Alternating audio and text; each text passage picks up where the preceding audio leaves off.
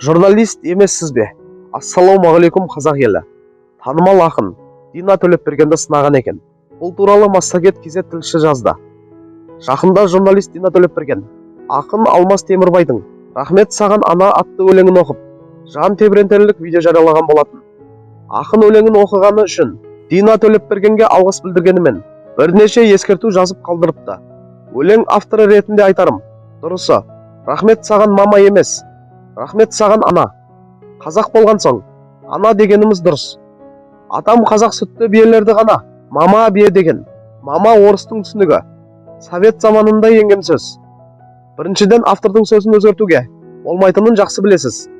Мысалы Абайдың, Мұқағалидың өлеңін әр оқыған адам бір сөзін өзгерте берсе, өлеңнің не жаны қалады? Екіншіден, бұл елге танымал өлең болған соң, оқырмандардан жекеме хаттар келіп жатыр. Өлеңіңізді өзгертіп тастапты деп. Сондықтан коммент жауап жазуға тура келді. Айып етпеңіз. Үшіншіден, журналист болған соң, білесіз, әрбір ақпаратқа факт-чекинг жасап, интернеттен оригинал нұсқасын қарауыңыз керек еді. Әттең, бір кем дүние деп жазған екен ақын. Ассалаумағалейкум қазақ елі, сын шын болу керек, шын сын болу керек. Бұл жерде ақынның сынын, шынымды айтсам, түсініп отырмын. Ол ең алдымен Дина ханымға, Дина Төлепберген әпкемізге алғысын жеткізген екен. Дегенмен де өзінің сыни пікірлерінде жазып кетіпті.